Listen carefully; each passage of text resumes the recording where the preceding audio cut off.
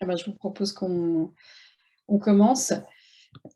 Alors, bah, évidemment, bonsoir, bonsoir à toutes et à tous pour ce mardi de la clé qui est revenu dans une forme de confinement, même si la problématique de ce soir, c'est plutôt la réforme des retraites. On a souhaité maintenir notre débat. Et pour être sûr qu'il y ait un peu de participation, nous avons fait le choix de le tenir en format virtuel. Et je remercie nos 4 intervenantes qui ont accepté de faire ce débat malgré le changement de format. Alors bon, déjà de me présenter moi, puisque je suis Céline Thiebaud-Martinez. Pour celles qui ne me connaîtraient pas, je suis la présidente de la CLÉ. La CLÉ, c'est la coordination pour le lobby européen des femmes. Notre coordination regroupe environ 80 associations. Et notre rôle, c'est de faire le lien avec les organisations féministes qui sont présentes dans les autres pays européens.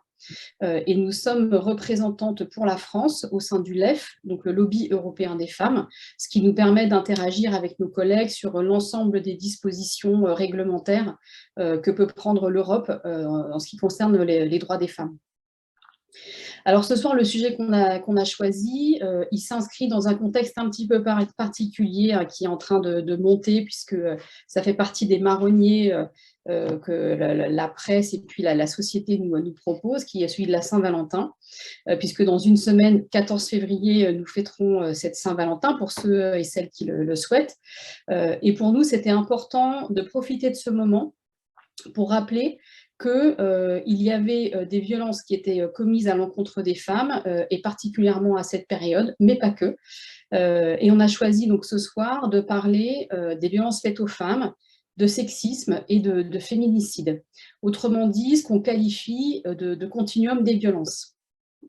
Commettre un féminicide, si on revient sur la définition, c'est tuer une femme parce qu'elle est une femme. Donc c'est choisir de tuer une femme parce qu'elle est une femme, parce qu'elle a ce sexe-là en particulier. Alors le féminicide, c'est un terme qui est relativement récent et dont les féministes se sont emparés parce qu'il dit toute la violence systémique qu'exerce le patriarcat à l'encontre des femmes. Cette violence, elle peut bien entendu aller jusqu'à tuer donc des femmes. En France, on estime que chaque année, il y a 220 000 femmes environ qui sont victimes de violences conjugales. En 2022, ont été dénombrés 111 féminicides au moins. Et depuis le début de l'année, le comptage qui est réalisé par Féminicide.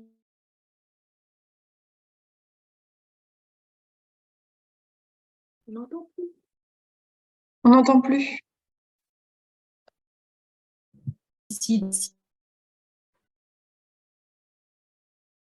Oui, on a un problème de son. Par conjoint pardon, établi à... Alors, ces féminicides, c'est l'expression d'une... Est-ce que vous m'entendez là, ça va? Maintenant, oui. Ok.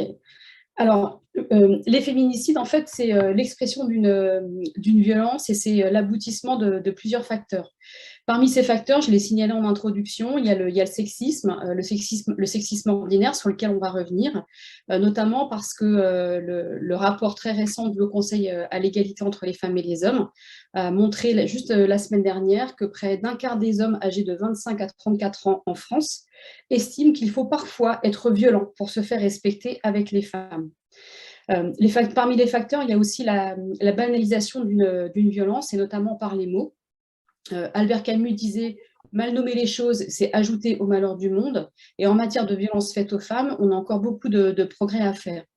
Je voudrais rappeler ici un exercice auquel s'est prêtée Sophie Gourion, que vous connaissez peut-être, hein, qui faisait vivre il y a quelque temps un Tumblr sur lequel elle recensait les titres des journaux de la presse locale qui traitaient des violences faites aux femmes, et ça en disait long sur la manière dont on percevait les violences conjugales. Je vous ai sorti quelques exemples. Océane, donc ça c'était en août 2019, Océane a été sévèrement boxée par son compagnon boxeur médaillé. Un autre aussi, un drame familial s'est noué dans une résidence de Perpignan. Alors ces titres, après intervention, ils ont été corrigés. Et par exemple, le dernier, il est devenu quelque chose de plus juste et de plus neutre, puisqu'il a été modifié par une jeune mère de famille tuée à coups de couteau en présence de 3 enfants. Donc, ces exemples-là, ça montre que les mots ont un sens, et notamment en matière de violences faites aux femmes. C'est la raison pour laquelle, donc, dans ce débat, on va traiter des violences conjugales et spécifiquement des féminicides, on va dire à peu près en 3 temps. Le premier temps, ça va porter sur le continuum de la violence. Pour cette partie, on a sollicité, et vraiment je l'en remercie, une représentante de féminicide par compagnon ou ex. Je tiens à signaler que nous ne verrons pas du tout notre intervenante, que je ne donnerai ni son nom, ni son pseudo, puisqu'elle reviendra dessus. Les militantes de féminicide par compagnon ou ex sont régulièrement victimes de pression, de harcèlement sur les réseaux sociaux. Et je crois que c'est la première fois que vous acceptez d'intervenir publiquement dans un débat. Et merci de nous faire cet honneur. Pour traiter également de cette première partie, on accueille aussi Emmanuelle Rivier, qui est avocate qui a notamment travaillé à la formation des avocats du barreau de Paris, formation donc à la prise en charge des victimes de violences conjugales. Dans un deuxième temps, nous viendrons sur les enjeux juridiques qui tournent autour de la définition du féminicide. Alors, pour ça, nous avons Carlotta Gradin, qui a rejoint ONU Femmes France en 2016. Carlotta, vous êtes une experte italo-française de sujets d'inclusion et de diversité. Vous travaillez en ce moment sur un doctorat sur les cyberviolences et vous allez revenir sur toute l'action qui a été conduite par ONU Femmes en 2019 pour tenter de faire entrer dans notre droit pénal la notion de féminicide. Alors, je dois vous dire que parmi nos intervenantes, tout le monde n'est pas forcément favorable à l'inscription du féminicide dans le code pénal, et on pourra y revenir évidemment au cours du débat. Enfin, dans une troisième partie, et pour ouvrir sur la suite et se dire que tout cela n'est pas une fatalité, nous entendrons Elisabeth Richard, donc Elisabeth qui est membre de la commission violence du Haut Conseil.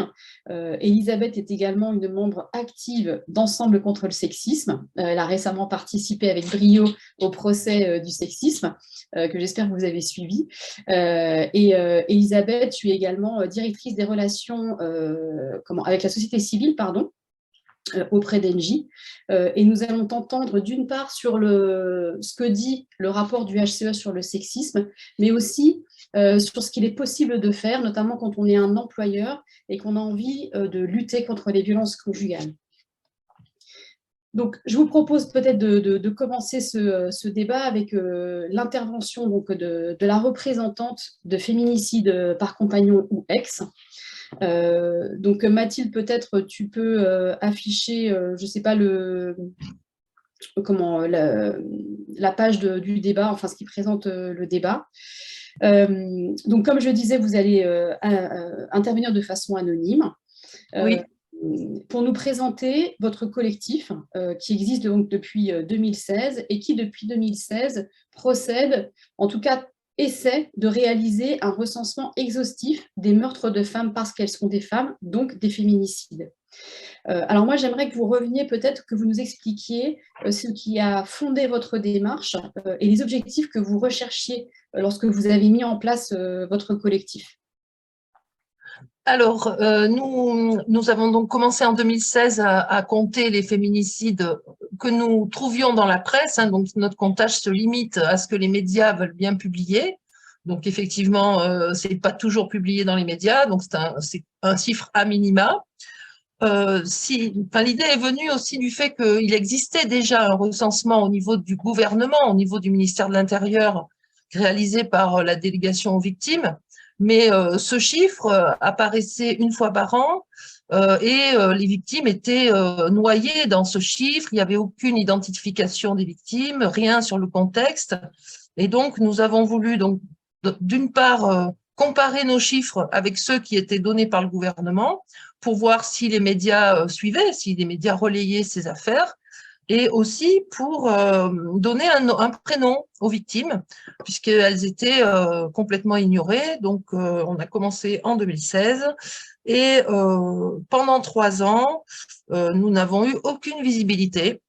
Aucun média ne souhaitait relayer notre travail. Nous étions censurés régulièrement sur les pages médias de Facebook, parce que ça a commencé sur Facebook, donc, et régulièrement, nous allions taguer notre page sur les pages donc des médias sous les articles qui concernaient les affaires de féminicide, et donc systématiquement on était effacés. Donc malgré tout, pas mal d'internautes nous voyaient, et donc c'est comme ça qu'on a eu de plus en plus d'abonnés sur notre page, donc en allant nous-mêmes faire notre propre promotion, si je puis dire, sur les pages des médias.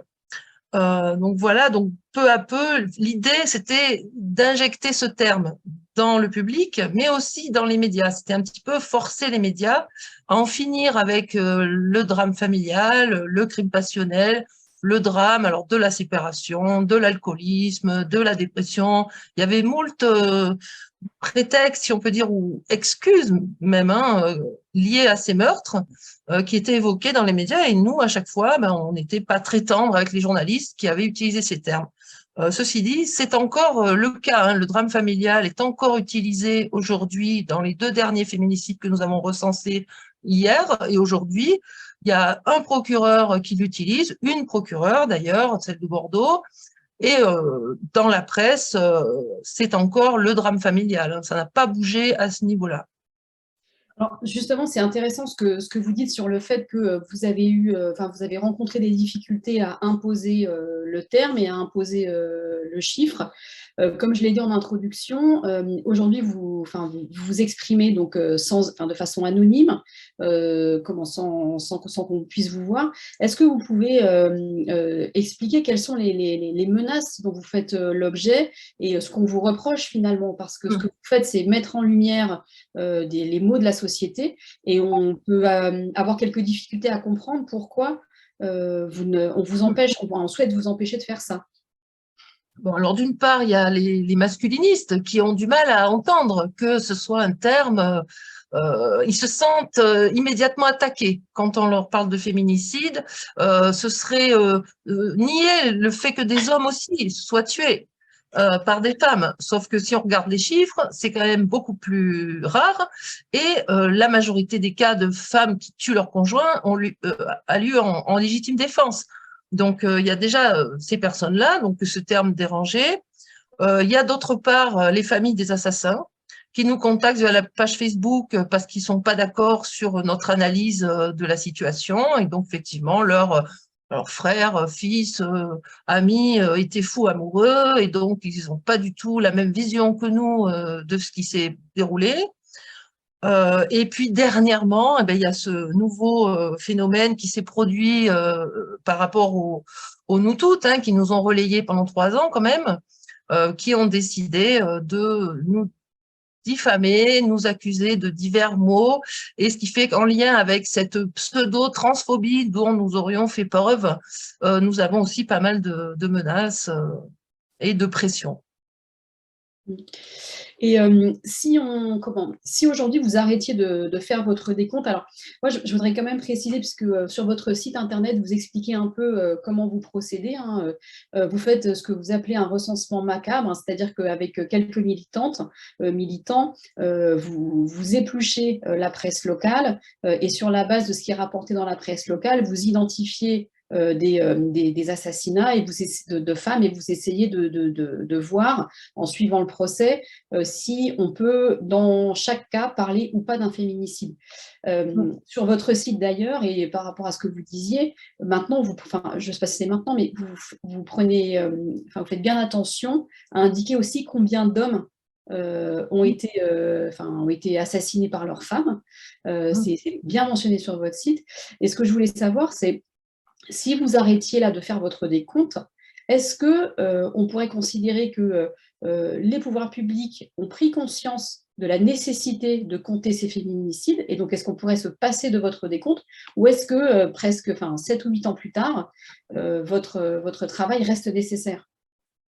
Nous, on estime qu'il reste nécessaire parce que il faut quand même pas oublier que depuis 2006, la délégation aux victimes fait un rapport tous les ans.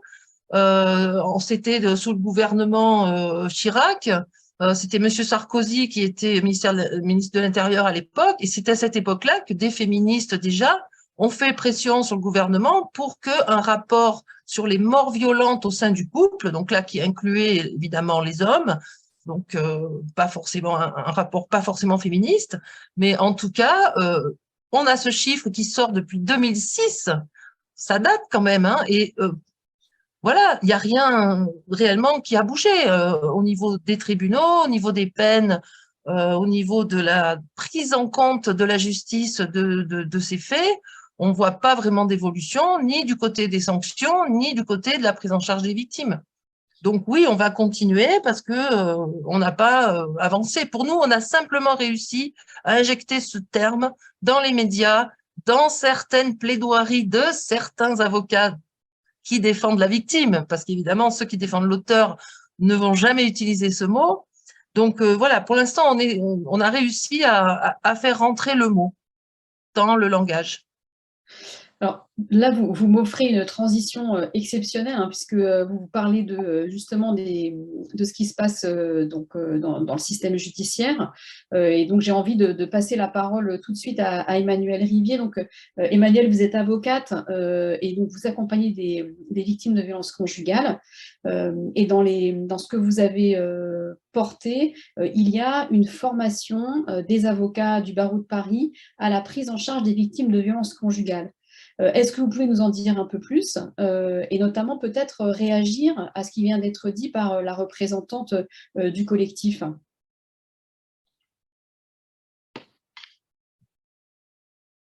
On a perdu Emmanuel, on ne nous entend pas. Vous m'entendez là maintenant? Très bien. Voilà. Donc, je vous remercie de m'avoir invitée.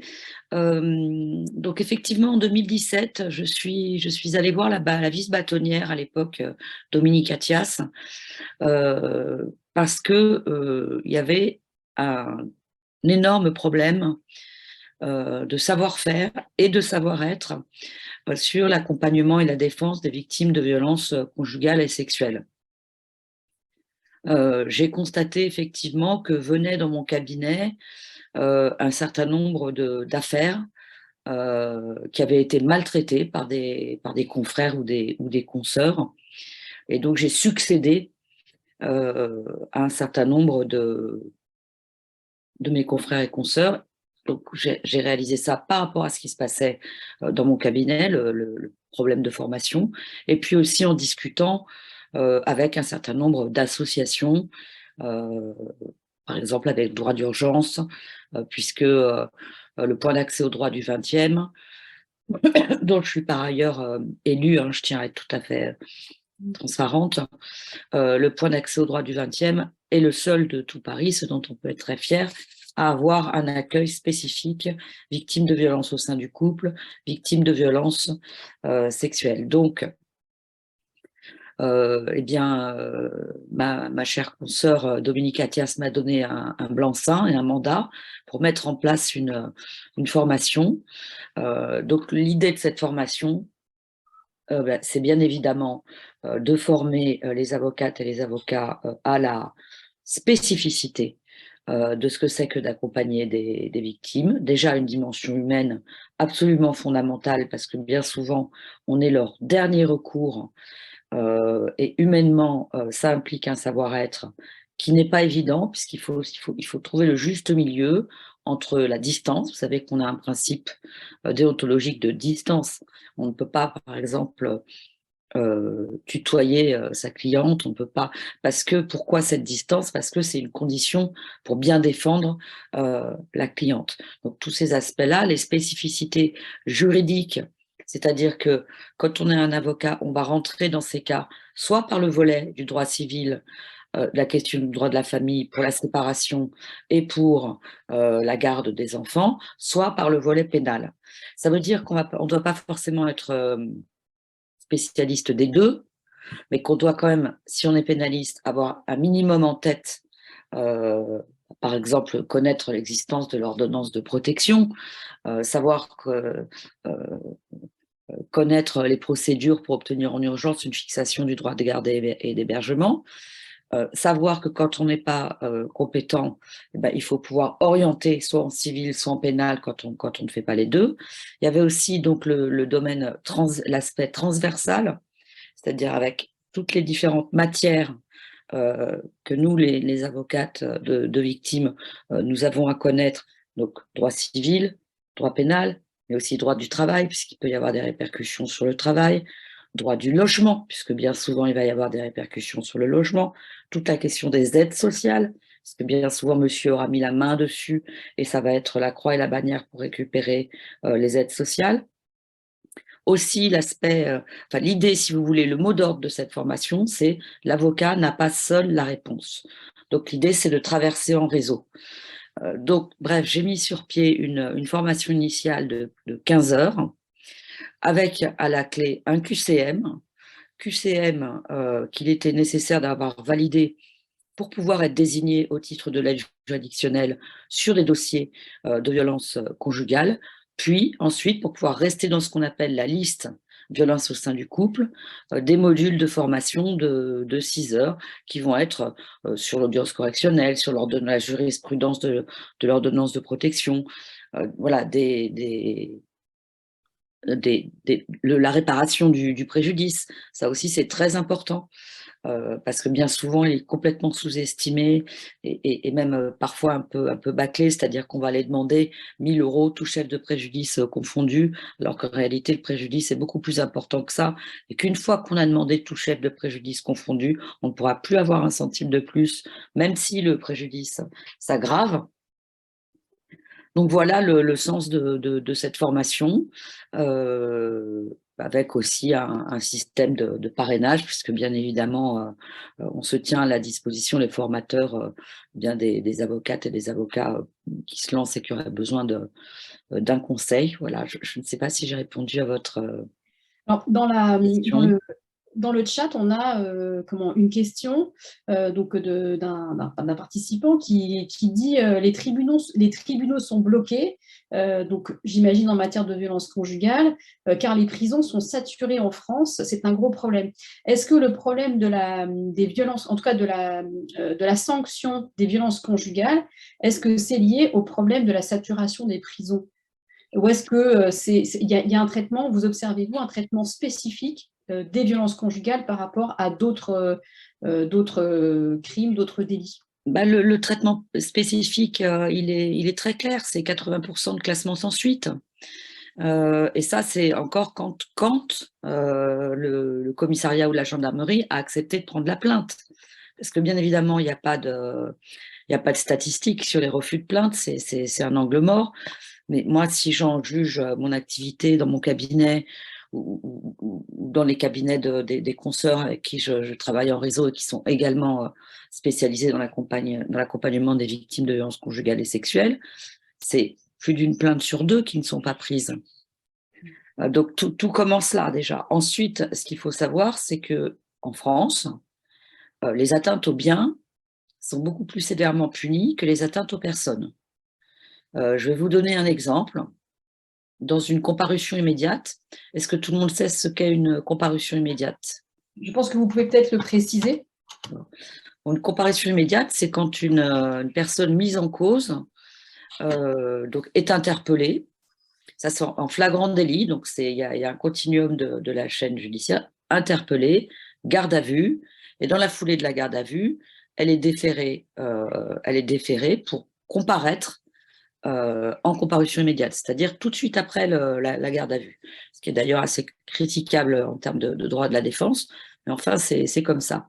Et une fois, j'étais de permanence en comparution immédiate, et j'avais parmi les justiciables que j'avais à défendre, j'en avais un qui avait, dans une manifestation, jeté un pavé sur un distributeur automatique de billets, et un autre que j'ai défendu, puisqu'en comparution immédiate, on ne choisit pas qui on défend, un autre qui avait passé sa femme à tabac, et sa femme avait perdu un œil. Eh bien, les réquisitions du procureur. Donc le procureur, c'est le ministère public, c'est la société dans son ensemble. Il ne participe pas à la décision, mais il conseille la juridiction en donnant un avis argumenté.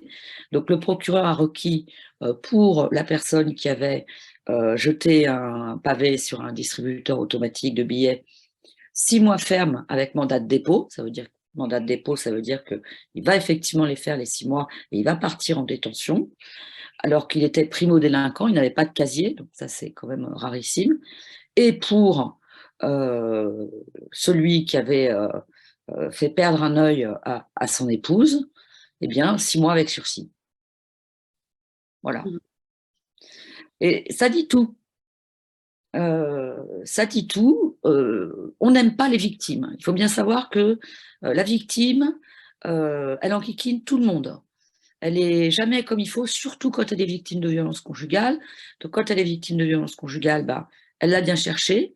N'oubliez pas qu'il y a une récente étude qui est parue sur les violences sexuelles. C'est 40% des Françaises et des Français qui estiment que quand une femme est victime de violences sexuelles, elle l'a bien cherché. Enfin, en tout cas, elle a sa part de responsabilité. Et je pense qu'il n'y a pas eu la même étude en tout cas à cette échelle-là, parce que c'est une enquête de l'INED qui était donc avec un grand panel. Mais je pense qu'on va retrouver à peu près le même ordre d'idée, c'est-à-dire qu'elle l'a bien cherché, et puis elle ment, elle affabule, elle manipule, elle instrumentalise, et c'est encore pire quand il y a un enfant, parce que quand il y a un enfant, la défense de l'agresseur, du mis en cause, ça va être de dire qu'en réalité, et surtout si l'enfant témoigne, donc l'enfant est sous emprise de la mère, c'est le fameux syndrome d'aliénation parentale, et que la mère, en fait, elle utilise le pénal pour instrumentaliser le droit de la famille derrière et le droit de garde par la suite. Ça, je l'entends quand il y a des enfants, je l'entends dans 9 cas sur 10. Il faut préciser qu'il n'existe pas de pathologie, de syndrome d'aliénation parentale. C'est une formule qui n'a pas de démonstration médicale ou psychiatrique. Alors, ça n'est absolument pas reconnu. C'est une invention qui est sortie de la tête d'un psychiatre qui prône la pédophilie, quand même bien le dire. Ça n'est pas dans la nomenclature des maladies psychiatriques, mais malheureusement, ça accourt dans nos tribunaux et chez nos experts. Alors, tout ce que vous exposez là, est-ce que c'est ce qui vous conduit, j'imagine, à défendre l'idée de juridiction spécialisée, même si, tout à l'heure, je le disais, vous n'êtes pas favorable à l'inscription du féminicide, mais est-ce que vous pouvez nous en dire un peu plus sur ces juridictions spécialisées, puisque récemment, Isabelle Rome, la ministre en charge des droits des femmes, a annoncé qu'il fallait créer ces juridictions, en tout cas qu'elle y était favorable. Donc, est-ce que vous pouvez peut-être indiquer de quoi on parle quand on évoque ces juridictions spécialisées ? Oui, si vous permettez, je vais dire quand même un mot très bref sur cette question de féminicide. Alors d'abord, c'est extrêmement important de populariser le terme, de l'utiliser dans la presse, dans les sphères judiciaires, parce que ça dit quelque chose et ça dit une réalité. Maintenant, voilà, effectivement, moi j'ai été auditionnée par la délégation à l'égalité femmes-hommes sur cette question d'introduire ou pas le féminicide dans le code pénal. Et a priori, mais encore une fois, je peux tout à fait évoluer, je n'y suis pas favorable. Pourquoi ? Parce que ça va être très difficile d'apporter la preuve que le meurtre ou l'homicide a été commis sur cette personne parce que c'est une femme. Donc moi, ma crainte, c'est que ça affaiblisse en réalité la position des victimes et la position des procureurs qui doivent qualifier, et qu'en fait, ça se retourne contre l'objectif poursuivi qui est de mieux réprimer. Et plus, il faut savoir qu'en droit pénal, plus une qualification est simple, plus elle est facile à démontrer. Voilà. Et là, démontrer l'intention parce que c'est une femme, c'est pas évident, et on ne peut pas mettre en place une présomption irréfragable parce que sinon on est dans une rupture d'égalité, et constitutionnellement ça n'est pas possible. Alors la juridiction, spécialisés. Évidemment, c'est fondamental pour plusieurs raisons. D'abord parce que ça sera la garantie qu'on a des magistrats formés, et sérieusement formés. Enfin, j'espère qu'on ne va pas nous pondre une juridiction spécialisée avec 20 heures de formation. Je dis ça parce que je veux dire, notre gouvernement en est parfaitement capable. Donc voilà, c'est déjà la formation. Il faut bien évidemment pas que ça soit seulement la juridiction. Il faut que ça soit toute la chaîne pénale. C'est-à-dire qu'il faut que ça soit aussi des équipes spécialisées et formées et volontaires dans les commissariats et dans les gendarmeries. Il faut savoir qu'actuellement, il y a en tout cas sur le papier, parce qu'en pratique, il n'y en a pas forcément, mais il y a dans une majorité de commissariats et de gendarmeries des brigades locales de protection de la famille qui sont compétentes pour traiter des violences au sein du couple, mais elles ont cette compétence, mais il n'y a aucune formation à la clé, aucune obligation de formation. Et en plus, pire encore, on peut se retrouver muté dans une de ces brigades sans l'avoir voulu. Je ne sais pas si vous imaginez, c'est pas évident. Alors pourquoi c'est fondamental? Parce que enquêter, déjà recevoir la plainte d'une victime de violence au sein du couple ou recevoir la plainte d'une personne qui s'est fait voler son iPhone, ben, ce n'est pas du tout la même chose. Ce n'est pas le même savoir-faire, ce n'est pas la même approche. Même chose pour l'enquête. C'est-à-dire que les policiers, ils sont assez démunis quand ils n'ont pas de formation, parce qu'une enquête sur des violences au sein du couple, c'est complexe. En général, ça se passe évidemment dans le huis clos familial, donc on n'a pas des preuves massues, on va raisonner par faisceau d'indices et recouper les faisceaux d'indices. On va raisonner aussi par essayer d'établir l'existence d'un contrôle coercitif. Et alors là, pardonnez-moi, je fais une petite digression, mais ça par contre, ça serait fondamental de le rentrer dans le code pénal. Et d'ailleurs, Isabelle Rome y réfléchit et ça serait vraiment une grande avancée. Et après que ça se poursuive à la juridiction spécialisée, même chose, et l'intérêt, outre la formation et la compétence, mais pas simplement juridique, aussi de ce que c'est qu'une victime, aussi de ce que c'est que l'emprise, aussi de ce que c'est que les allers-retours, ce que c'est que la difficulté de déposer plainte avec la peur financière, la peur des représailles qui est tout à fait fondée, puisque le moment du dépôt de plainte ou de la séparation, c'est le moment du passage à l'acte et du féminicide ou de la tentative de féminicide. Donc, autre point, c'est qu'actuellement, pour une victime, c'est un calvaire. C'est-à-dire qu'elle va connaître le juge pénal, le juge aux affaires familiales, parfois le juge pour enfants, parfois le juge civil pour des questions de logement, parce que ça va être très souvent. Et à chaque fois, il va falloir qu'elle répète son histoire. Et le dossier se perd. Moi, est-ce que j'ai 1 minute pour vous donner un exemple? Allez-y, 1 minute. Voilà, j'ai eu un cas d'une femme victime de violences conjugales extrêmement graves, avec une grande dangerosité de monsieur. Il y avait eu des étranglements. Quand il y a un étranglement, c'est un indice de... Là, il faut allumer tous les warnings en termes de danger. C'est un indice de risque de passage à l'acte plus. Donc, et elle avait 2 enfants en bas âge et monsieur était en plus un grand truand. Donc, tout à fait capable de passer en dehors du radar. Alors, dépôt de plainte et requête en ordonnance de protection. Là, nous tombons sur un juge aux affaires familiales qui nous expliquait, tout jeune, qui nous expliquait que lui, il s'y connaissait en pénal parce qu'il était avant pénaliste et que nous, nos preuves sur les SMS, il ne les acceptait pas parce qu'on ne démontrait ni le destinataire, ni l'identité du destinataire, ni l'idée, ni l'identité de l'expéditeur. En gros, il nous disait que nos pièces, c'était des faux. En gros. Et donc, il a refusé de donner la protection à cette femme, en considérant qu'il y avait bien la vraisemblance des violences, mais pas de danger actuel. Et dans le même temps où il refusait, monsieur était placé en garde à vue avec contrôle judiciaire, interdiction d'approcher et TGD pour madame. Donc, vous voyez, c'est le grand écart. Mmh. Et depuis, comme bien évidemment, souvent les conjoints violents sont ce qu'on appelle des quérulents, c'est-à-dire des quérulents, c'est les personnes qui multiplient les actions en justice. Donc, ce sont des quérulents, c'est aussi, en fait, ils instrumentalisent la justice pour assommer la victime et l'épuiser aussi bien financièrement que psychiquement. Et voilà, je ne sais plus ce que je voulais vous dire, mais de toute façon, j'ai dépassé ma minute. Et du coup, en fait, avec votre intervention, on comprend bien toute la pertinence d'avoir des juridictions spécialisées, de permettre aux victimes d'être prises en charge par des personnes qui sont formées à cette prise en charge, hein, que ce soit depuis le dépôt de plainte, en tout cas la manifestation, l'expression d'une violence subie, jusqu'à éventuellement la réalisation de cette violence, enfin, et la condamnation. Mais du coup, je vais passer la parole à Carlotta Gradin parce que dans le chat, on a des questions sur le féminicide.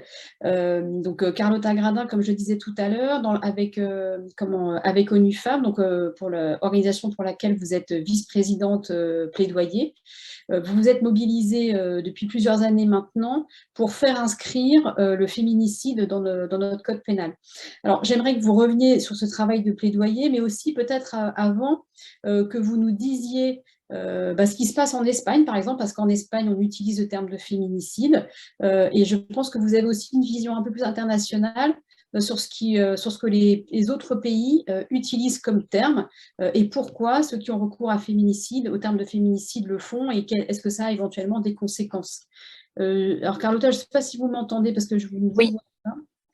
Oui, oui. Et vous m'entendez bien? Parfait, c'est très bien. Parfait.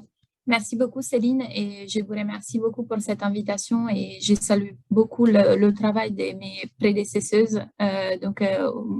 J'ai beaucoup apprécié l'échange avec Emmanuel, son regard, et je sais qu'on n'aura pas forcément la même vision, mais je salue vraiment tout le travail qui fait Emmanuel sur ce sujet. Et je pense que c'est aussi à ça que ces moments servent aussi à nous rassembler et à être plus forts ensemble pour avancer. Donc oui, je peux revenir un peu sur notre plaidoyer et aussi avoir une vision un peu plus internationale. En effet, on cite souvent l'exemple de l'Espagne, mais je voulais aussi revenir sur des chiffres aussi à l'international et vous donner plus un panorama international. Concernant le plaidoyer mené en 2019, en fait, l'introduction du terme féminicide dans la loi n'était qu'une des demandes qu'on avait fait au pouvoir public, parce qu'en effet, il y avait aussi tout le côté des juridictions spécialisées, et Emmanuel a absolument expliqué l'intérêt d'avoir des juridictions spécialisées, mais aussi tout un appareil de formation qui soit par contre obligatoire, et comme on l'a vu par exemple, ce n'est pas le cas aujourd'hui, et je reviendrai plus tard. Et donc, c'est doté des moyens financiers et tout un appareil qui soit à 360 degrés pour en effet contrer ces phénomènes. Et ensuite, en effet, il y avait tout ce côté introduction du terme dans la loi, parce qu'on avait des exemples à l'international qui nous parlaient énormément. Et donc, je reviens sur l'exemple espagnol. En fait, l'Espagne est souvent mis à l'exemple pour les politiques mises en œuvre pour lutter contre les féminicides. En fait, dans la loi, à proprement parler, on n'a pas le terme féminicide, mais il s'agit en effet d'une série de dispositions qui ont été adoptées en 2004 sur les violences de genre, et donc tout un dispositif avait été mis en place multidisciplinaire, avec la création d'une circonstance aggravante lorsque les violences étaient commises par un homme dans une relation intime avec une femme, la création de juridictions spécialisées et donc d'instances judiciaires et pénales spécialisées, et tout un dispositif aussi où la temporalité était très importante, et donc une réponse très rapide pour répondre aux femmes victimes de violences qui allaient porter plainte. Et en effet, c'est un sujet qui a été beaucoup étudié aussi par le Centre Robertine Auclair, dont qui a publié un rapport sur ces sujets. Et on voit aussi la disparité entre la France et l'Espagne, notamment au niveau des moyens. Lorsque par habitant en France, on dépense 5 €, en Espagne, c'est 16 €. Mais après, on ne peut pas non plus faire un raccourci sur le système judiciaire espagnol et français qui n'est pas le même. Et donc, on ne peut pas non plus copier-coller des dispositions et les appliquer en France. Mais ce qui a été une stratégie qui est, par exemple, l'ONU Femmes, mais aussi l'Institut pour l'égalité de genre en Europe prône depuis des années, c'est vraiment d'adopter une stratégie à 360 degrés. Donc, le juridique a en effet un vecteur pour lutter contre les féminicides, mais il doit aussi être accompagné par les formations, par des juridictions spécialisées et tout un appareil derrière qui vient soutenir les femmes victimes de violences. Et donc, j'ai rejoint sur ça, en effet, Emmanuelle Rivière qui a pris la parole avant moi pour, en gros, débloquer ces formations qui sont souvent juste facultatives, qui sont en gros données une fois pour la vie. Et en fait, il faut qu'à chaque fois, les policiers et toutes les personnes en contact avec des femmes victimes soient à jour de tous les dispositifs existants, des formes de violences. Aujourd'hui, on a aussi les cyberviolences, dont certains policières n'ont pas vraiment encore la maîtrise. Donc, en fait, cela montre aussi la nécessité d'être tout le temps à jour avec ces formations. Donc ça, c'était un peu pour revenir aussi sur l'historique. Après, depuis 2019, beaucoup de choses se sont passées. En effet, on a cité une audition parlementaire avec Emmanuelle tout à l'heure. En effet, il y avait aussi une audition parlementaire qui avait été initiée par Fiona Laza, qui enfin a en effet dit que le terme féminicide n'avait pas de place dans le code pénal, mais qui devait être utilisé dans les médias.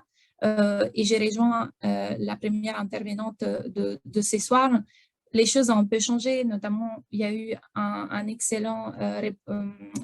une excellente série du Monde sur les féminicides. On essaye de faire changer les titres, de ne pas parler de crimes passionnels, mais on voit que c'est encore le cas et on le voit par exemple sur les réseaux sociaux lorsqu'on entre associations, on demande le changement d'un titre, ça a lieu, mais des fois, ce n'est pas encore automatique et on veut aller encore plus loin et vraiment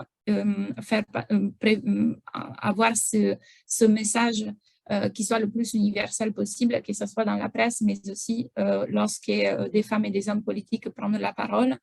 On a aussi, dans notre plaidoyer, on parlait aussi de la responsabilité de l'État vis-à-vis à certains manquements. Et par exemple, en 2020, on a eu le tribunal de Paris qui a condamné l'État pour manquement lors d'une féminicide, donc qui a reconnu la faute lourde de l'État après une féminicide. Et ça a été aussi en gros une victoire sur le manquement de l'État et notamment de formation, de prise de plainte des femmes victimes de violences qui ensuite ne sont écoutées et donc dont le partenaire passe à l'acte après la plainte. Les juridictions spécialisées, on l'a dit, avec peut-être cette décision future d'Isabelle Rome d'aller vers des juridictions spécialisées. Et enfin, les formations qui, pour nous, ne sont pas encore à la hauteur des enjeux. On voit qu'il y a des formations qui sont mises en place, mais ce n'est pas systémique, ce n'est pas obligatoire, on ne met pas les moyens qu'il faut sur ce type de formation. Je ne sais pas si Céline, j'ai répondu un peu à ta question. Après, je peux revenir aussi sur le côté monde, mais je ne sais pas combien de temps il me reste. Non, vous pouvez peut-être aller sur la partie internationale parce qu'on a eu quelques questions dans le chat et je pense que ça intéresse les personnes qui assistent à la conférence. Parfait. En fait, ce qu'on constate, donc ONU Femmes France, pour information, est le comité national d'ONU Femmes, donc l'Agence des Nations Unies pour l'égalité de genre, et on a des programmes dans plus de 100 pays du monde. Et notre plaidoyer, notre ADN est international et c'est pour ça qu'on arrive à avoir un regard aussi dans d'autres pays. Mais ce qu'on constate, c'est que les femmes sont le plus victimes dans la sphère privée et ce n'est pas qu'en France parce qu'aujourd'hui, donc on estime que la majorité des homicides dans le monde sont commis contre des hommes et des garçons, c'est le 81% des homicides, mais que les femmes et les filles sont touchées de manière disproportionnée dans la sphère privée. Et en gros, 56% des féminicides sont perpétrés par un membre de la famille. Et donc, on voit que la sphère intime, les femmes sont vraiment victimes d'un proche et d'un partenaire, d'un membre de la famille lorsque, par exemple, on est face à des féminicides à cause de la dot, etc. Tandis que seulement 11% de tous les homicides d'hommes sont perpétrés dans la sphère privée, donc 56 contre 11%. Et en Europe, en fait, entre 2010 et 2021, on a eu une réduction moyenne du nombre de féminicides entre partenaires intimes, mais on a beaucoup de différences aussi entre sous-régions de l'Europe et ce qui, en fait, pour nous, est très embêtant et où on souligne à chaque fois la nécessité, c'est qu'on a vraiment une disponibilité limitée des données dans certaines régions, notamment en Afrique, en Asie et en Océanie, donc en Australie et en Nouvelle-Zélande. Et en fait, ce manque criant de données dans certains pays ne nous permet pas, en effet, d'avoir une visibilité telle pour pouvoir répondre de façon adaptée dans certains pays. Même si on s'est rendu compte que, par exemple, en Inde, les morts violentes liées au paiement de la dot, aux accusations de sorcellerie et d'autres facteurs liés au genre ont lentement diminué au cours des dernières décennies. Et on a observé aussi une tendance similaire dans certains pays comme le Pakistan, qui a enregistré une réduction du nombre des femmes victimes de ce que qu'on appelle les crimes d'honneur et que donc on a cette catégorie de féminicide qui est en gros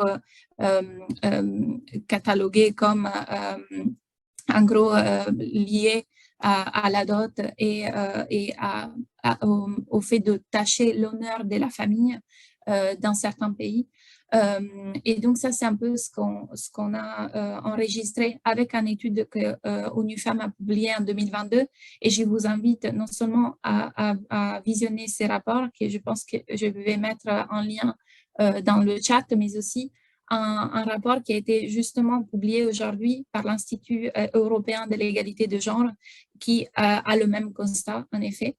Et pour parler plus généralement aussi de l'encadrement juridique dans le monde, ce qu'on a vu, c'est que la majeure partie des États où on a la définition de féminicide dans le droit pénal, ce sont souvent des États d'Amérique latine, et donc le Mexique a été le pionnier en 2007, mais par exemple en Europe, on a le cas assez isolé de l'Italie, où on a une loi contre le féminicidio, donc le féminicide.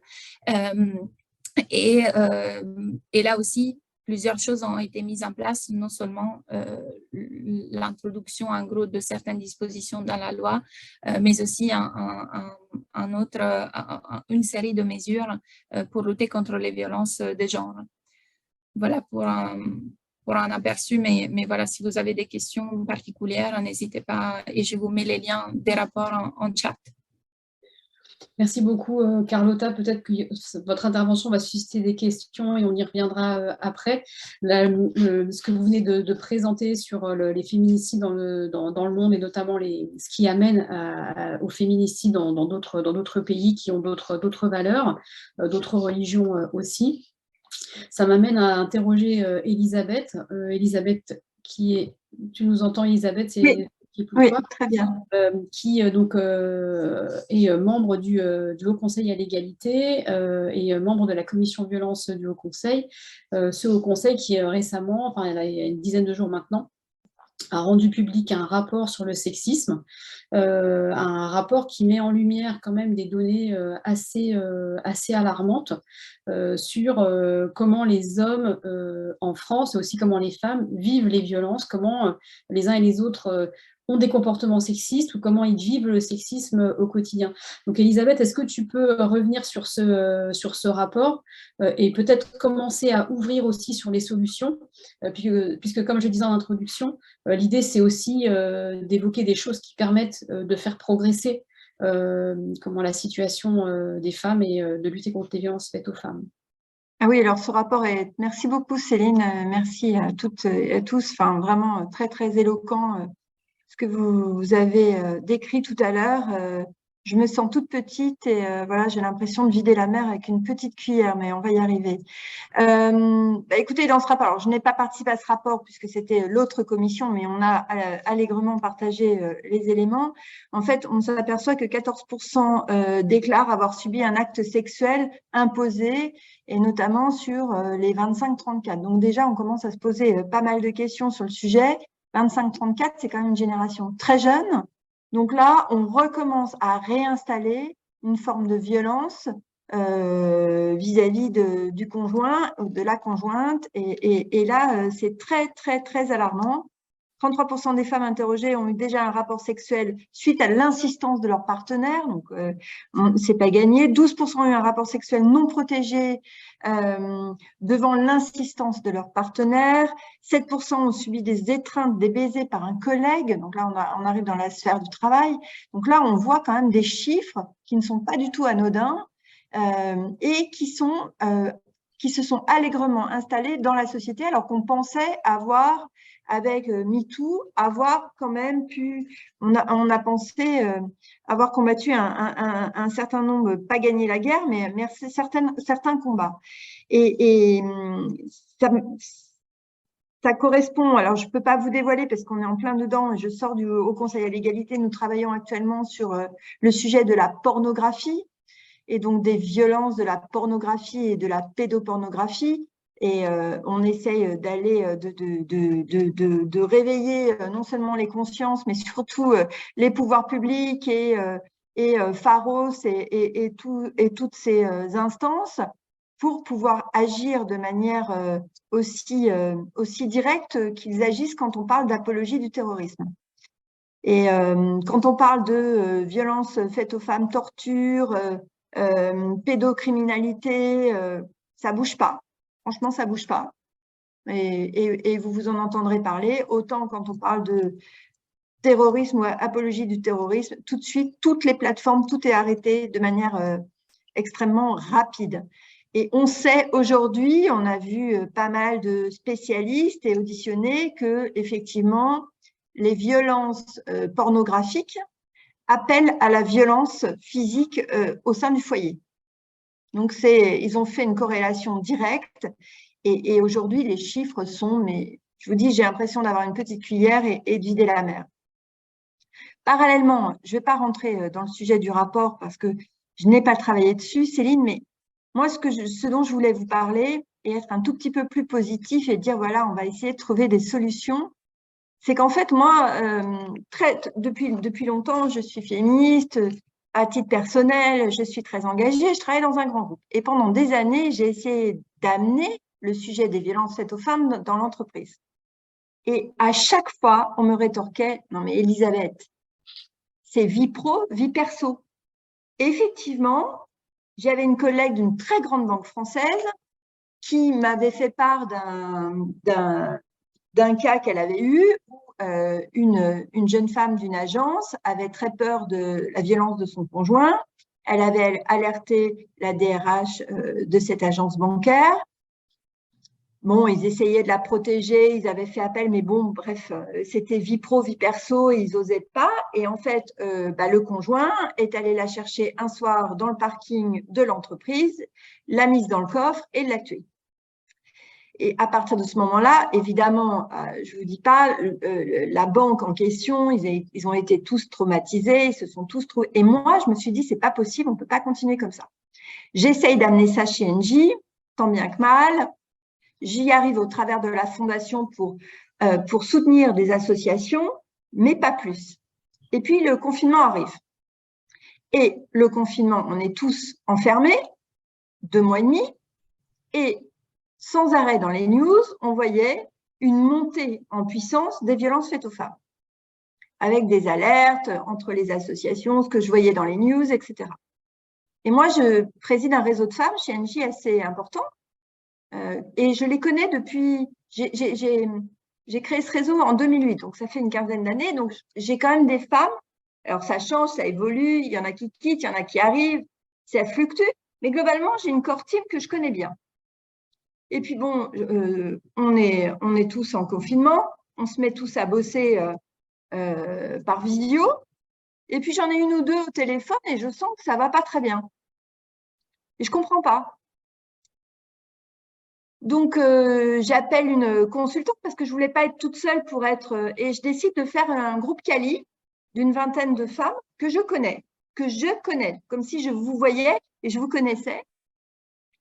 Et on lance une sorte de petite prise de température. Comment ça va? Comment ça se passe en confinement? Est-ce qu'au travail, on vous accompagne bien? Est-ce que vous êtes équipés, etc. Et là, sur les 20 femmes qu'on a écoutées, à qui j'ai demandé d'ouvrir la caméra, il y en a une qui était très esquintée et il y en a une autre qui était là avec nous et d'un coup, on entend un hurlement d'un enfant et d'un homme et qui s'est mis à claquer la porte derrière celle qui était chez nous et qui a éteint l'ordinateur et on ne l'a plus entendu. Ça m'a glacée, mais je n'étais pas la seule à le voir. Et là, je me suis dit, OK, maintenant c'est terminé. On travaille à la maison. Ça s'installe. C'est parti pour s'installer. On ne peut pas continuer comme ça. Donc, j'ai pris mon téléphone, j'ai appelé le président du conseil d'administration à l'époque, en 2020, et je lui ai dit, voilà, vous me disiez vie pro, vie perso, on peut pas, voilà, on fait déjà beaucoup de choses sur l'égalité professionnelle, etc. Ben voilà, là, aujourd'hui, statistiquement, on a des femmes qui sont battues chez Engie, et statistiquement, comme dans tous les groupes, il y a des hommes qui battent. Donc, il faut qu'on donne un signal, et là, le président m'a dit, OK, vous avez carte blanche. Et c'est comme ça qu'on a commencé à travailler sur le sujet et qu'on a pu adresser ce sujet en entreprise. Parce que moi, je dis toujours, on est plus fort en collectif ensemble.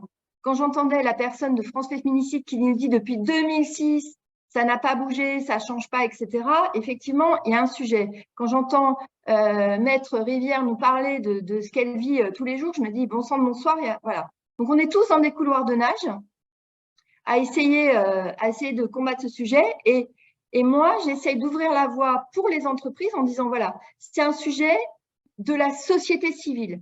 Et il faut que les entreprises accompagnent les associations et accompagnent le gouvernement. Il faut que ce soit quelque chose faut qu'on prenne ce sujet en étau. Et c'est ce qu'on a commencé à faire et on a fait quelque chose qui ne nous a rien coûté, vous m'entendez bien, qui ne nous a rien coûté, mais qui m'a coûté, moi, en termes de prise de risque, et en tout cas, avec l'aval du président, mais quand même ça a été dur, c'est d'apposer depuis 2 ans le 3919 sur toutes les factures du groupe. Ça ne coûte rien, mais symboliquement, ça a été extrêmement difficile. J'ai eu énormément de mal et j'avais l'appui de la direction générale. J'avais du mal parce qu'on trouvait toujours une raison pour ne pas le mettre. Jusqu'à ce que, voilà, on l'a imposé et et maintenant il est installé et c'est très bien. Et donc le 3919 est sur toutes les factures. Mais j'ai eu un mal de chien. Ça veut dire quoi? Ça veut dire qu'effectivement, il faut marteler, je vois bien que le mot féminicide, et vous l'avez dit, n'est pas reconnu. Je vois bien que apposer un 3919, ce qui coûte rien, c'est SAP qui nous fait toute l'informatisation, en tout cas, pour que sur les factures, ça apparaisse de manière systématique, on m'adressait toujours « Oui, mais alors, si on met ça, il faut qu'on mette autre chose contre le sida. » ou non. Oui, non, mais sauf que là, il y a un fléau énorme et il faut qu'on se mette en ordre de marche. Voilà. Bon, ce que je veux dire, c'est qu'il y a plein de manières aussi, à nous, les entreprises, de prendre notre part du sujet, notre part du problème et pas dire « Bon, allez, on laisse les assos travailler avec ça, c'est pas chez nous, on laisse le gouvernement se dépêtrer. » Il faut que nous, de la société civile et des entreprises, on prenne ce sujet. Et le dernier point, Céline, si tu me permets, dont je voulais parler, c'est que comme j'ai pris ce sujet à bras-le-corps, quand il y a eu les Grenelles des violences, j'avais commencé déjà à pas mal travailler sur le sujet. Muriel Pénicaud, la ministre du Travail, me demande de participer au groupe de travail des Grenelles des violences pour la partie travail. J'étais une des seules d'entreprises. En fait, ce dont on s'était aperçu, alors encore une fois, ça ne concerne pas tout le monde, mais dans les grands groupes, il y a quelque chose qui s'appelle l'épargne salariale. Oui.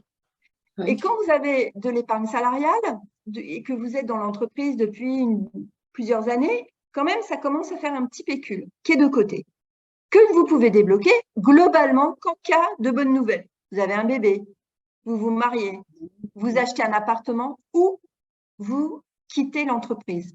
Et on s'était aperçu que des femmes quittaient l'entreprise pour pouvoir débloquer leur épargne, pour pouvoir quitter le foyer familial lorsqu'elles étaient victimes de violences. Et donc ça, on a pu l'adresser à l'AMF, avec les banques, etc. Si on est victime de violences et que c'est avéré, on peut, alors c'est une paperasserie pas possible, mais on peut débloquer aujourd'hui l'épargne salariale. Voilà.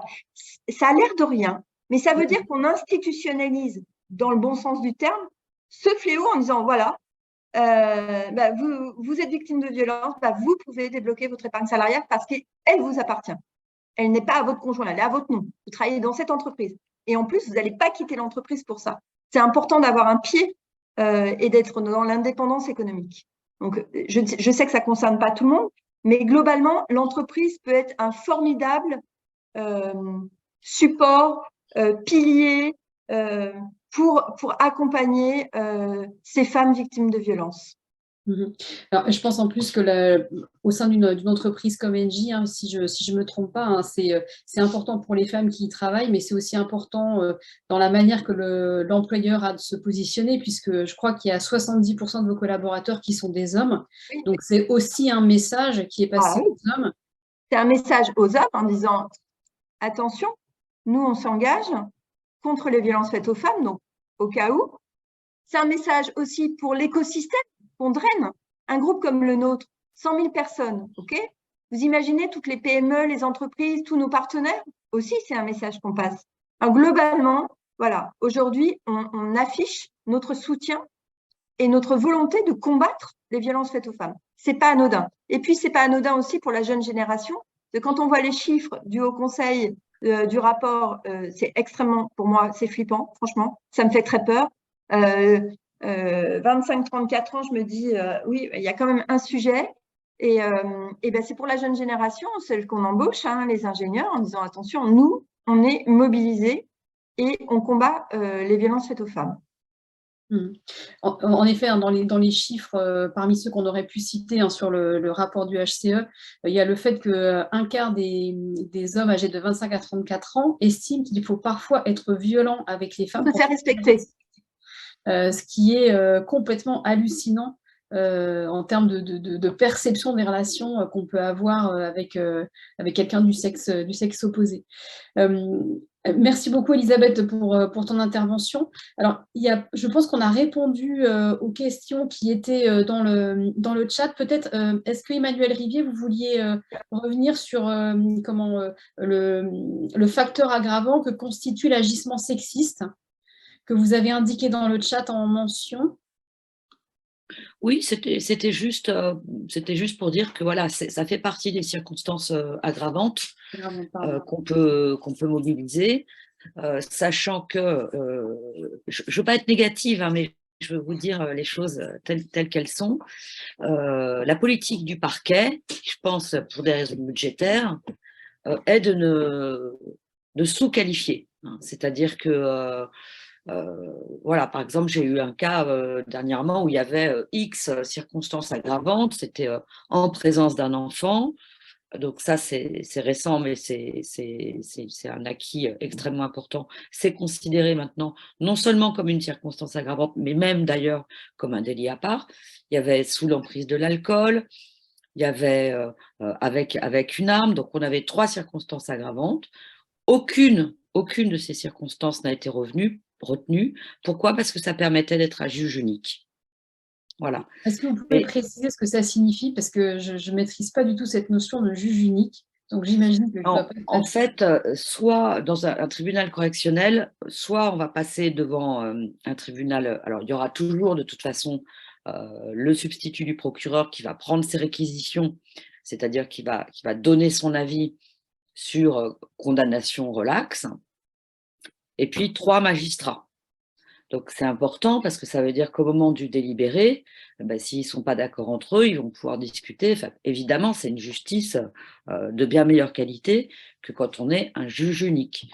Et je vous passe les détails du Code de procédure pénale, mais selon le type de qualification, on va devant un juge unique ou on va devant un tribunal collégial.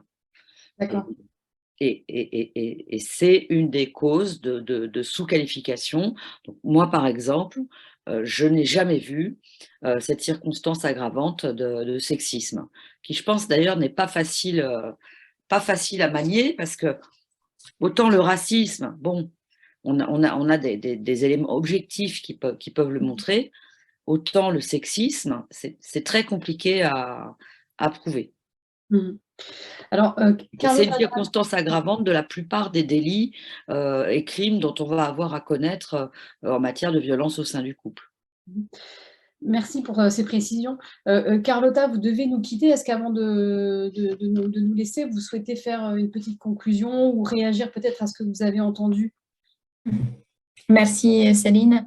Je pense que la conclusion que je voudrais faire avec aussi ce qu'Elisabeth a dit, ça serait plus vers le positif, voir qu'aujourd'hui, il existe, les solutions sont là, il faudrait vraiment les appliquer et se doter des moyens pour les appliquer. Je pense qu'avec la pression aussi que nous toutes et nous tous pouvons apporter au pouvoir public, aux entreprises, etc., on peut y arriver, on ne doit pas baisser les bras ou être négatif. Je voyais un peu dans les commentaires, en gros, où le système de justice ne fonctionne pas. Je pense qu'on peut y arriver. Il y a des bonnes pratiques, il y a des solutions qui ont été adoptées dans d'autres États, les solutions sont là, il faudrait de la volonté politique, et cette volonté politique, si elle n'existait pas, on peut l'amorcer, on est aussi en train de l'amorcer ensemble. Et donc, c'est plus un message positif que je voulais délivrer, vu qu'en effet, dans ma présentation, j'étais un peu plus sur le constat et un peu la négativité de certains dysfonctionnements qu'on constate aujourd'hui. Donc, pour conclure, et encore merci pour l'invitation. Merci beaucoup pour votre intervention et les éléments que vous nous avez apportés. Est-ce que du côté du collectif Féminicide par compagnon ou ex, est-ce que vous souhaitiez réagir à ce que vous avez entendu? Ben oui, j'avais pas mal de questions, mais c'est vrai qu'on n'a pas beaucoup de temps. Donc, mais c'est vrai que quand vous disiez toutes les 2 temps, Emmanuel, je ne sais plus, par rapport au sexisme, comment démontrer que c'est du sexisme, comment démontrer que c'est un féminicide? Je posais la question, déjà, si on compare les chiffres, on voit bien quand même qu'il y a une dimension sexiste lorsque on constate que la majorité des violences sont commises par des hommes sur des femmes dans le cadre conjugal. Donc, ça montre bien qu'il y a quand même un problème du côté des hommes. Et par rapport au terme violence faite aux femmes, nous, on aimerait bien qu'il soit ajouté par des hommes. Parce qu'effectivement, on parle des violences faites aux femmes, mais on ne parle pas vraiment qui met en acte ces violences, ce sont des hommes. Donc, ce sont des violences masculines. Et d'ailleurs, l'Espagne parle de violence machiste, de terrorisme machiste. Et ça, en France, c'est très, très encore difficile à verbaliser le fait que le problème vient des hommes. Et comme vous le disiez, la pornographie produit des violences sur des femmes par des hommes. Dans la pornographie, on ne voit pas des femmes violenter d'autres femmes. Donc, si on ne met pas l'accent sur les auteurs, à mon avis, on n'avancera pas, parce que ce sont vraiment les auteurs qu'il faut traiter. Et sur la question du financement du départ de la victime, et ce à quoi Madame Rome est très attachée, son nouveau projet, nouveau départ qu'elle met en œuvre, nous, on se pose quand même la question, parce qu'on se dit que les femmes qui ont été tuées, c'est vraiment le départ qui provoque le passage à l'acte.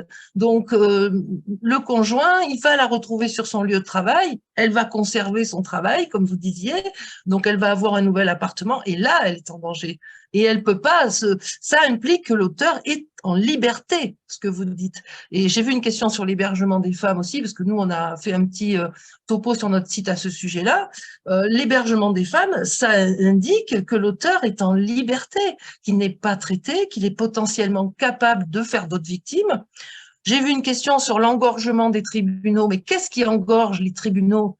Ce sont les dossiers des victimes et des multiples passages à l'acte des auteurs. Un auteur peut faire plusieurs victimes et ce sont des dossiers qui reviennent et qui reviennent.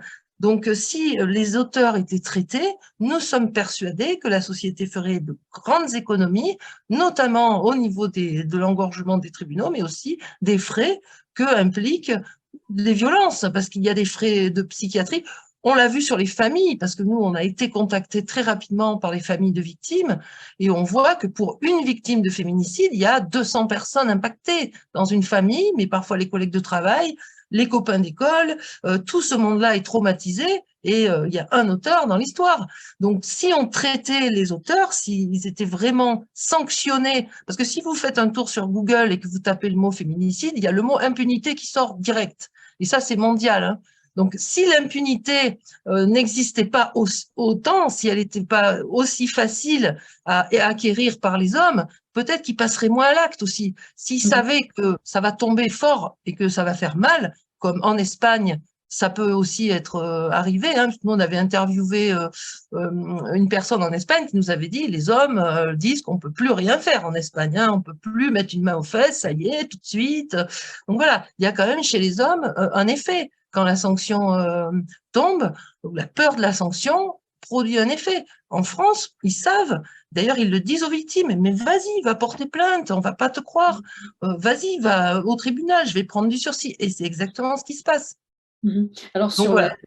Sur la désignation des auteurs et le fait que ce sont effectivement les hommes qui sont les auteurs, je vous invite à lire, si vous ne l'avez pas déjà fait, le coup de la virilité de Lucille Pétavin. Mais je l'ai lu, puisque je l'ai rencontré d'ailleurs. C'est pour l'ensemble des personnes qui participent, j'imagine. Oui, pardon, oui. Oui, qui explique comment le système judiciaire est d'abord et avant tout fait pour sanctionner des actes qui sont commis par des hommes et que finalement les femmes sont assez peu concernées par le système judiciaire parce qu'elles sont beaucoup plus rarement autrices de faits. Oui, Emmanuel ? Oui, juste un petit élément qui en dit long, je trouve. En fait, il y a en prison, est-ce que vous avez une idée du pourcentage de femmes et d'hommes en prison? Celui des hommes est nettement plus important. 95%, je crois. 96% d'hommes, ouais, 4% de femmes. Ouais. Voilà, donc ça dit beaucoup sur les stéréotypes de genre aussi, hein, et sur l'éducation. Et sur le traitement par les juges. Voilà, tout à fait. Et quand vous parliez de formation, moi, je me demande, est-ce qu'on peut former à ne pas être misogyne?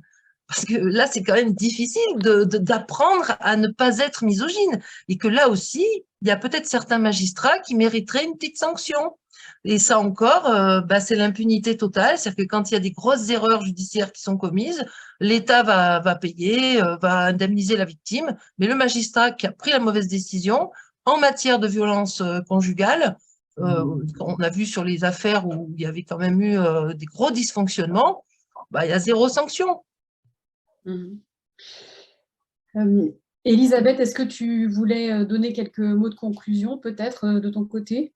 Alors, moi, c'est vraiment plutôt au niveau de l'entreprise. Moi, j'invite, et je l'ai fait d'autres groupes comme le nôtre qui sont en prise avec pas mal de collaboratrices, je parle d'Orange, je parle d'autres entreprises, à ne pas hésiter à s'engager. Alors tout le monde le fait, mais alors du bout des doigts. Du bout des doigts. C'est vraiment, voilà, on va mettre une petite affichette, une campagne d'affichage le 25 novembre. Parce que c'est la journée mondiale contre les violences faites aux femmes. On va faire un petit communiqué. Moi, je pense qu'il faut y aller de manière beaucoup plus forte, effectivement, et montrer qu'on s'engage tous sur le sujet. Donc, moi, si j'ai un conseil à donner, et je le donne souvent à des patrons que je croise, quand on me dit, mais bon, vraiment, comment vous avez fait? C'est de leur dire de ne pas hésiter à s'engager sur ce sujet.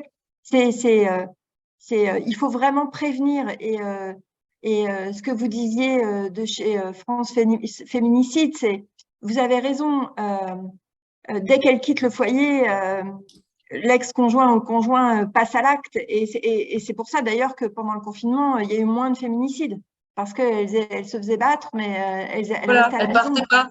Voilà. Mais moi, j'ai bien vu, donc j'ai vite compris. Donc, il faut vraiment travailler le sujet en amont aussi. Et il n'y a pas que des gens d'un niveau social bas qui battent, pas du tout. Ça concerne tout le monde, vraiment tout le monde, et tous les niveaux dont les entreprises sont. On a certainement des hommes qui battent dans les entreprises partout, et il faut vraiment que les boîtes s'y mettent, quoi, s'engagent sur le sujet, vraiment, de manière extrêmement forte. Et qu'on donne ce sujet. Parce que là, il va y avoir une prise de conscience. C'est-à-dire que garder son job, c'est autre chose que de passer devant un tribunal pour avoir 3 mois avec sursis parce que il lui a fait un gros cocard. Ça ne se sait pas dans l'entreprise. Ça ne se sait pas. Alors si on s'engage, là, c'est autre chose. Et les femmes parleront. Elles ne parlent pas encore assez. Souvent, on vient me voir pour me dire c'est ma sœur, c'est ma cousine, c'est ma voisine, comment je dois faire. C'est pas grave, hein, moi je cherche pas à savoir qui c'est. Mais très souvent, c'est des collègues de travail. Mais elles n'osent pas dire parce qu'elles ont peur de perdre leur job. Il y a un sujet, la parole des femmes est à la fois contestée et les femmes elles-mêmes ont des doutes sur la valeur de ce qu'elles peuvent dire et ça fait partie des choses à prendre en compte. Emmanuelle Rivier, vous vouliez conclure de votre côté ? Oui, très rapidement, pour dire que je trouve le témoignage d'Angie très intéressant parce qu'effectivement, l'entreprise, c'est un lieu de vie et on va retrouver le pourcentage de victimes et d'auteurs.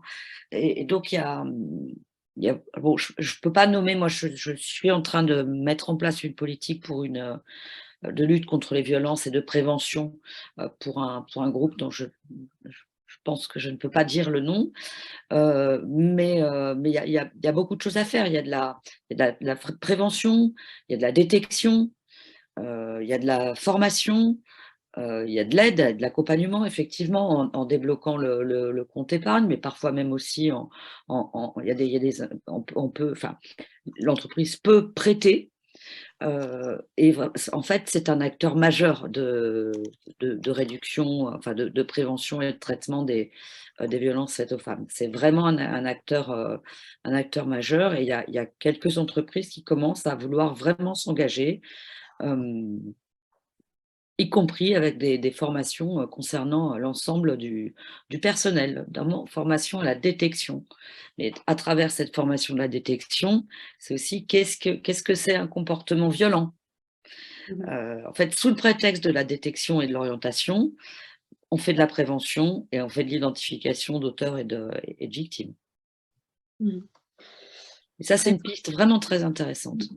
Oui, je suis assez d'accord et je pense que ça vaudrait sans doute la peine qu'on essaie d'estimer, parce qu'on parle de charge mentale des femmes, mais une femme qui est battue, elle vient probablement travailler en étant un peu moins à son travail, performante. Voilà, exactement, qu'une femme qui n'est pas dans cette situation, et probablement qu'on pourrait essayer d'estimer le coût pour les entreprises en termes éventuellement d'arrêt de travail et de baisse, entre guillemets, de productivité, puisque quand on parle de travail, on parle quand même de productivité. Mais moi, j'hésite pas à l'utiliser, ce terme-là, être cynique. Hein. L'entreprise parle toujours de performance, il faut être performant au travail.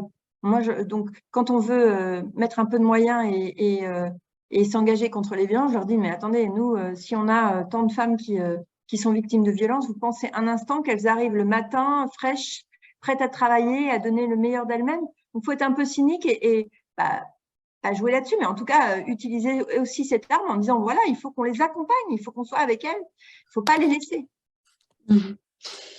Alors, ce que je vous propose, c'est que, on s'arrête là, évidemment, on ne s'arrête pas là parce que les unes et les autres, dans nos associations, organisations respectives, on continue à agir. Je vais conclure, mais vraiment, je pense que vous allez être un peu frustrés. Je pense que ce qu'on peut retenir de ce débat, c'est dans un premier temps, c'est la parole des femmes, c'est la valeur qu'on donne à la parole des femmes, puisque on dit souvent qu'il faut écouter les femmes, et le collectif féminicide par conjoint l'a signalé. Écouter la parole des femmes, c'est important, mais si les femmes n'ont pas la garantie qu'une fois qu'elles auront parlé, elles seront protégées, il y a de fortes chances qu'elles ne parlent pas ou qu'elles mettent beaucoup de temps à s'exprimer. Donc, au-delà de la parole des femmes, il y a aussi ce qu'engendre, ce que va entraîner cette expression, et est-ce qu'en effet, cette prise de parole des femmes, elle va conduire à une réelle protection. Dans ce débat aussi, ce qu'on peut quand même noter, c'est que des choses sont possibles. On voit bien donc, par les expériences qui nous ont été rapportées à l'international, ou ce qu'a pu rapporter Elisabeth du côté des employeurs, qu'il est possible d'agir, et y compris le rapport du HCE, par exemple, sur le sexisme, appelle les pouvoirs publics à mettre en place, et ça c'est très important parce que je pense que vous l'avez toutes dit à votre façon et par rapport à vos propres expériences, le HCE appelle les pouvoirs publics à mettre en place un plan d'action global, parce qu'on voit bien que ce qui au début est une petite touche de sexisme, ça peut assez rapidement, ou ça peut prendre la forme d'une violence et puis aboutir à un féminicide. Donc, c'est très important d'avoir cette prise en charge globale dès le plus jeune âge, avec une stratégie à 360 degrés, comme l'a signalé Carlotta, et avec, bien entendu, des moyens financiers qui soient à la hauteur. Autre point fondamental, je pense, c'est la question de la justice et des moyens qui sont donnés à la justice. D'une part avec les juridictions spécialisées, mais aussi avec toute la chaîne de prise en charge des violences faites aux femmes. Tout à l'heure, je parlais du fait qu'on puisse entendre et défendre les victimes. Et ben ça commence sans doute même avant, mais quand une victime se présente dans une gendarmerie ou dans un commissariat, si elle n'a pas la garantie d'être entendue, elle a moins de chances de s'y rendre. Et ça, c'est aussi de la responsabilité de la puissance publique que d'assurer cette protection et cette écoute des femmes qui se manifestent auprès d'elles. Donc, il y a des choses à faire, beaucoup. Je pense qu'il faut qu'on continue à se mobiliser. On n'a pas eu trop de questions dans le chat. Donc, je vous propose que on s'arrête là. Vous pourrez retrouver ce débat sur notre chaîne YouTube, n'est-ce pas, Mathilde? Et je vous donne rendez-vous pour un prochain mardi de la clé qui aura lieu début mars. Alors, le prochain mardi de la clé, ça sera le 7 mars, Mathilde, ou le 8. On a perdu Mathilde. Pardon, non, je suis là, je vous écoute. Non, ce sera le 7 mars. Le 7 mars. Et celui-ci portera sur la place des femmes en politique. Place des femmes en politique et sur la parité, oui. Voilà, et sur la parité. Donc vraiment, merci beaucoup pour ces interventions, pour aussi les contributions qui ont été mises dans le chat. J'espère que les gens qui nous écoutent sont satisfaits, et je vous donne rendez-vous au mois de mars pour notre prochain débat. Merci beaucoup. Merci. Merci, à bientôt. Merci, Au revoir. Au revoir.